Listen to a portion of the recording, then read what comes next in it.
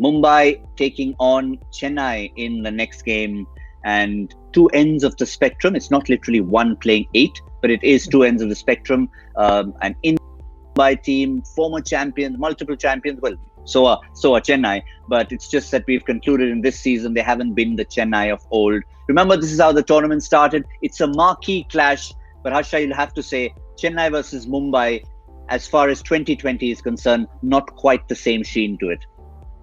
You know, I get the feeling that in Chennai, they think the tournament is over. Right now, sometimes when you reach a certain stage, you become actually a very dangerous team because you now have nothing to lose, and you come out free. But you see what Dwayne Bravo said when he was leaving.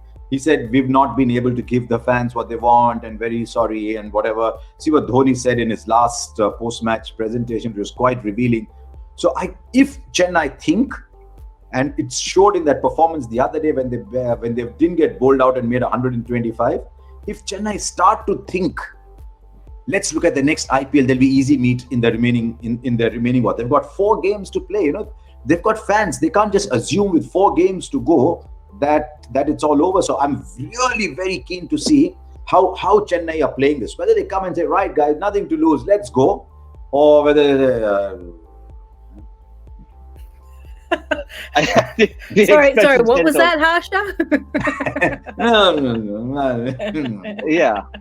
I think the real question is, if you ask someone there and they went like this, you wouldn't be sure whether they're agreeing or disagreeing with you, but it's a point well made. And if we have a look at the squad, I think that as and when the game comes and toss time comes, and first and foremost, no DJ Bravo. Guys waiting in the wings who haven't got a look in yet. Finally, is this the chance for Imran Tahir to come and get in there? Surely. Holy smokes. If he doesn't come in, then I'll stay in my room a few more days. Because I still don't know what they will actually. You have to anyway. I'll stay in my room a few more days. I'm on day 4 of my 14-day quarantine. I've got to stay there anyway. That's a great major. But the point you're making is very valid, though. Yeah. I think, but also Dhoni did mention the fact that they may throw some more opportunities to players that haven't necessarily had a go, or the younger players. And whilst hopefully that will free them all up, it does give them an idea of what's coming for the next IPL, which is only around the corner. So you've got to try and start to understand what is your best team moving forward, what is your best 11, especially if the IPL is going to still be played in the UAE. We know that Chennai tend to pick sides for their home ground and their home surface. That hasn't worked out this year. So they've got to start to think about all of those things. So don't be surprised to see some changes. I think if they're smart about it, they'll give some changes, which might just refresh the team, and away they go. Like Ngidi is another one that I'd love to see. Okay, let's look at the Imran Tahir situation. Right? The last game they played Josh Hazelwood, and I thought he bowled really well with the new ball. He gave them that little cutting edge that they were lacking. So if Tahir has to come in, does he come in for Hazelwood, or do they say no? We need that pace of Hazelwood now that we don't even have Bravo. So in which case, Karan's pulling his weight. Karan's doing all right actually. He's pulling his weight in the side. So does it mean one of the two oldies at the top goes out and Ruturaj Gaikwad comes in there in his natural position at the top of the order, and Tahir comes in for one of the batsmen, and then they leave out a Karan Sharma or a Piyush Chawla or somebody and get him in, and then maybe get a Jagadisan for Kedar Jadhav. Also, if I might put on my Caribbean hat for a moment, and I'm you know, took it off.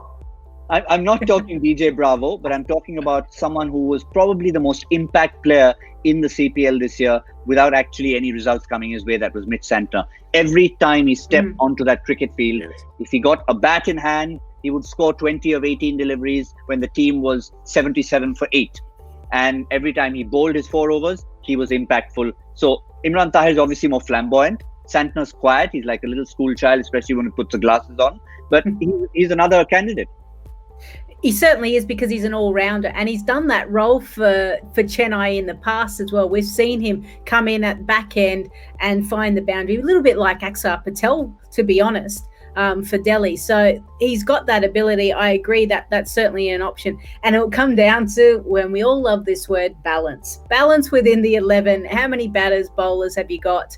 And then that's where they'll kind of start seeing potentially, or putting new faces in those spots.